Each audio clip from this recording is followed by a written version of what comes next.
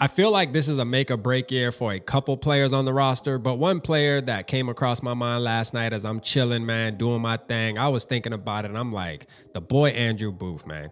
Second round pick, 2022. I'm going to tell you right now, man, look here. One thing about the cornerback position, if you take too long to produce, you will be jobless. I'm going to just keep it real with you. Now, I wasn't a big fan of the pick when it happened. You can go back and check the record. Like, I was just like, nah, it didn't move me due to the fact of I watched the tape on him. He had the interception. We all know about the famous interception, the Odell Beckham-esque type of interception, which I've said this plenty of times, where you have certain players that they do one crazy highlight. Like, it's one thing to get a highlight, but when you get a highlight that stands out from the rest, especially for the entirety of the season, like that one interception pretty much took over every interception that season, it'll get you picked higher than you should, and it'll make you last in the league higher than you should in certain cases. Not to say that that's the case with Andrew Booth, although I believe that, but again, that might not be the reason. The scouts might see something else that I don't see. But what I will say is this, man. He came out there last year. We've seen a little more of him. He was battling injuries, and I think this year, I mean, and when you think about Brian Flores, because that's what this is all based on. When you think about the type of cornerback that he likes, to me, I feel like he likes a little bit taller now. Andrew Booth, 6 foot, so he's not a short corner. He's average. But I feel like I just feel like Brian Flores likes those tall, lanky cornerbacks. You know, Joe Jawan. You feel me? Kyrie Jackson that we just brought in. I just feel like that's his prototypical type guys that he envisions seeing playing on the outside for him. And I'm going to keep it real, man. Andrew Booth Jr. this year, man, you're going to have to show us something, Brody. You're going to have to show us something, man. We need to see something. I'm going to ride for him. I want to see him do good. I really do. You know, I'm from South Carolina, if you don't know. You feel me? Clemson, about 3 hours away, but still yet it's in the state, so we got to represent South Carolina, man. Listen, I want to see my guy do it, man.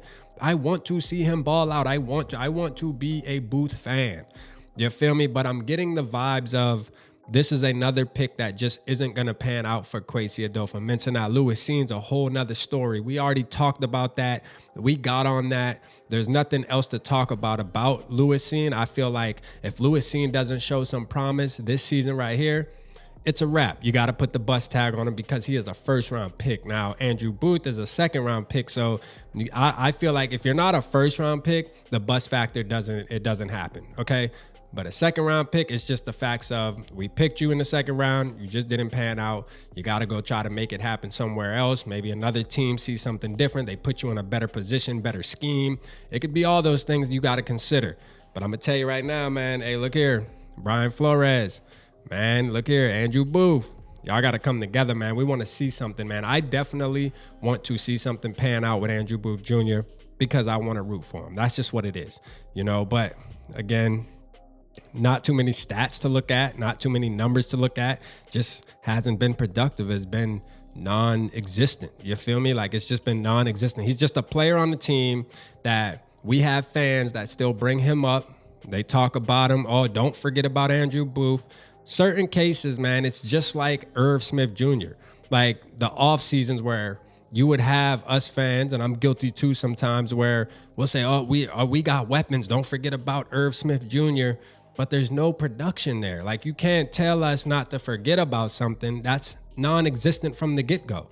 And I feel like that's what's happening now with Andrew Booth Jr., and it's sad, but I'm going to be pulling for him, man. I hope that he does good. You feel me? Like, we're going to root for him. I just think that this year right here is definitely a make or break year for Andrew Booth Jr., man. Real quick, man, I got my JJ McCarthy shirt, man, right here, man. Y'all see the shirt right here. Make sure you go and shop. I got the link in the description, man. Use promo code Alisa, man. Alyssa. Man, hey, you got to let me know how to say the name correctly, man. You know, I'm from the South, so, you know, we say Alyssa. I hope it ain't Alisa, but Alyssa, man. Use the promo code. It's how it's spelled right there. So make sure you go there, shop, man. These shirts are fire. I'm going to be wearing these at Skull Fest. Oh, yeah, and we will be announcing Skull Fest date coming up this week right here because the schedule drops, and that's all we were waiting for, bruh. We just need to know, hey, we just need the Vikings and the NFL to let us know when we can have our event. You feel me? And it's happening, man. So make sure y'all stay tuned, man. Let me know how you feel about Andrew Booth, man. Make sure you hit the subscribe button, hit the like button, drop a comment, man. Holla at your boy.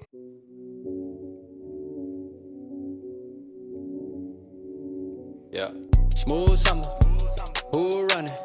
I hear them talking, but they ain't gon' do nothing. Celebration, I might have a toast with you. I'm feeling good, I'm feeling great, I'm terrific. We ain't taking no losses, we winning.